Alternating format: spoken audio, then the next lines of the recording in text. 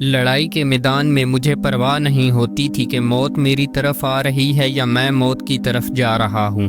یہ دلیرانہ قول اللہ کے شیر مولا علی علیہ السلام کا ہے، جنہوں نے اسلامی غزوات میں ایسی شجاعت، بہادری اور بے خوفی کا مظاہرہ کیا تھا جس کی کوئی مثال نہیں ملتی۔ غزوہ بدر مسلمانوں اور کفار کے درمیان لڑی جانے والی تاریخ کی پہلی عظیم جنگ ہے۔ حق و باطل کا یہ معرکہ 17 رمضان المبارک سن 2 ہجری کو مدینہ سے 150 کلومیٹر کے فاصلے پر واقع بدر نامی مقام پر لڑی گئی۔ اس جنگ میں مسلمانوں کی تعداد کفار کے مقابلے میں کافی کم تھی۔ اس کے باوجود مسلمانوں کو مشرکین پر فتح حاصل ہوئی۔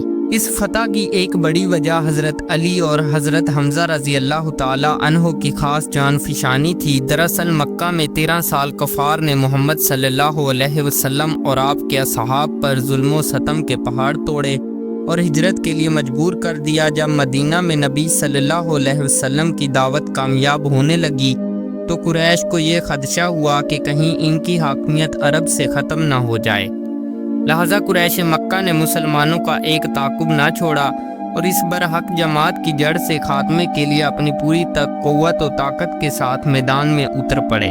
اس جنگ میں مسلمان مجاہدوں کی تعداد صرف 313 جبکہ کفار مکہ کی فوج 1000 کے قریب تھی۔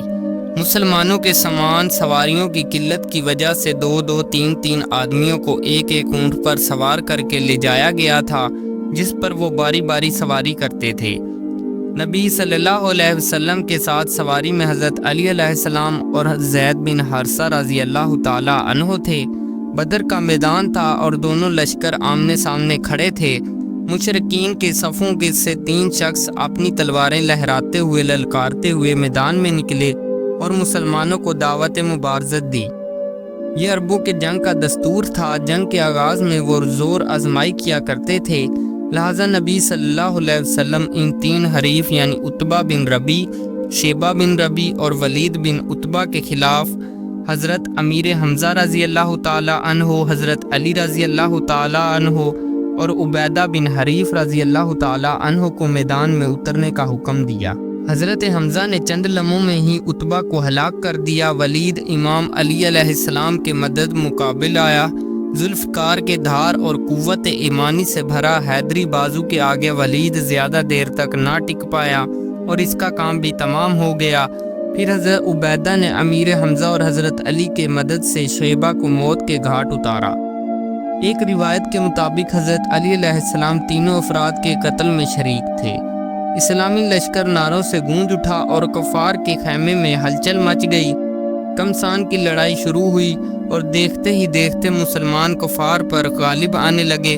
کفار مکہ کے پاؤں اکھڑنے لگے۔ حیدر کرار علی علیہ السلام کی تلوار دشمنوں پر برق بن کر ٹوٹی۔